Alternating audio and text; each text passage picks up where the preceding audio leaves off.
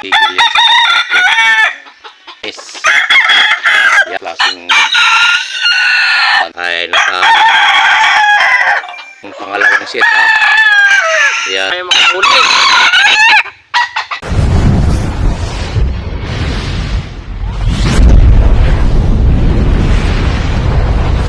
Magandang araw mga kanter, ano? Sa araw na ito pala mga kanter ay update muna tayo ng ating mga pangate na ginagamit natin sa season na ito. At ito pala yung mga pangate namin mga kanter. So papakilala nga pala namin kung ating mga ginagamit na mga pangate. Ito ay hindi mga labuyo mga kanter. So ito nga pala mga kanter si Corona. Ayan si Corona. Yan. Isa din itong bantam mga kanter. Yan. So may isa nang nahuli yan. At ito naman si Barabas. So may 6 na tong huli mga kanter. Ayan. Ang manok na ito ay sobrang tapang kapag andun sa bundok. At kapag nakakita yan ng labuyo ay talagang hindi titigil yan sa pagkakit. At ito naman ay si Cantonese.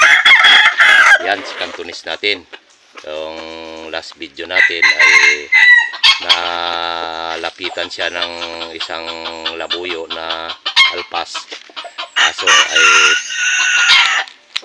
hindi natin nahuli dahil siya ay nasilo sa kanyang palong at saka sa leeg. At ito naman yung kauna-unahan naming pangate. Yan, si Ustad. Isa ring bantam yan na hindi po yung mga bantam na mga sirama. So hindi po tayo gumagamit ng bantam sirama. Ito yung mga bantam na mga old bantam. Yung mga sinaunang panahon pa. Ang tawag sa amin dito noong araw ay mga pandak. So iba naman yung bantam sirama dahil sobrang liit yun.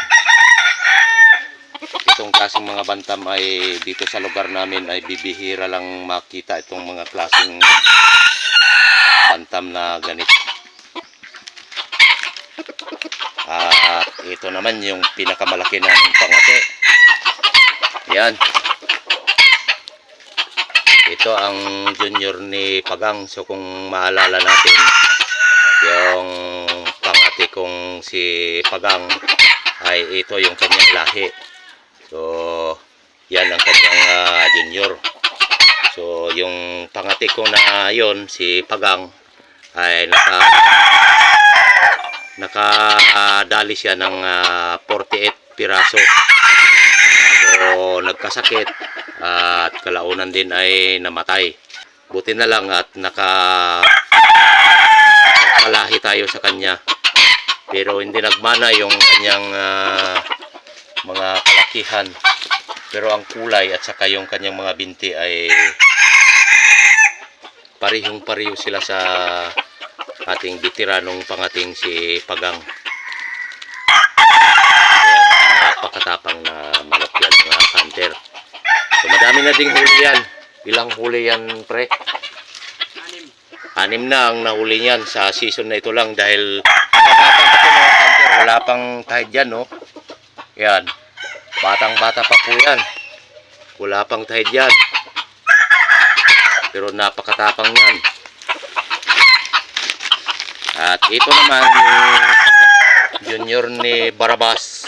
Yan. Junior ni Barabas yan. Ayan, no? Wala pa ding tahid yan. Pero matapang din. At yung isa naman ito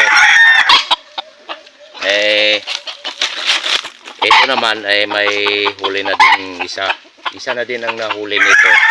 So kung maalala natin yung Ito yung muntik madali ng falcon o tinatawag na Philippine Hawk Eagle.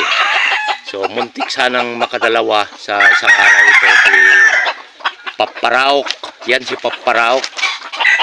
So muntik sanang makadubol yan, kaso lang ay nung pangalawang sit up, yan, nung pangalawang sit up ng aking kasama ay lumapit na sana yung alpas, kaso lang ay inunahan ng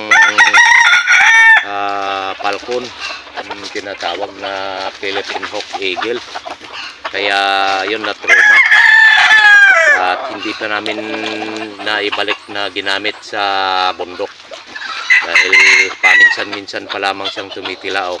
So ayan si Barabas. So ayan, oh, napakalikot na mga manok yan, si Barabas.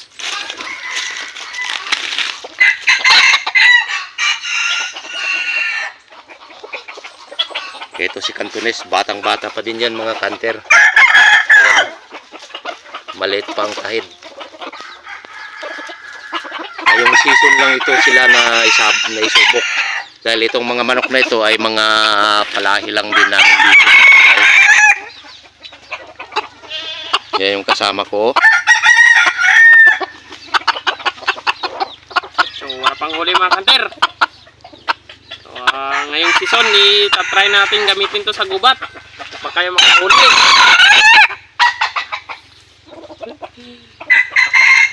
Ito yung junior ni Barabas.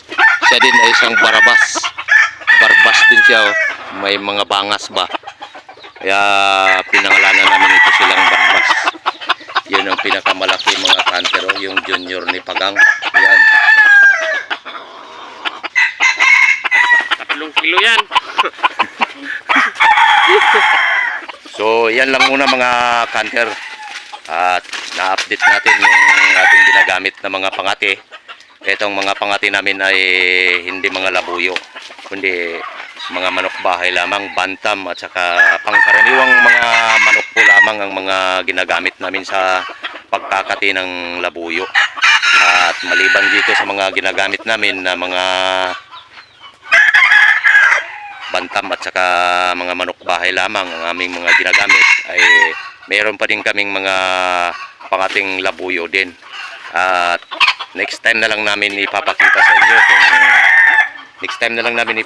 sa inyo ang mga pangati naming labuyo. At hanggang dito na muna mga kanter.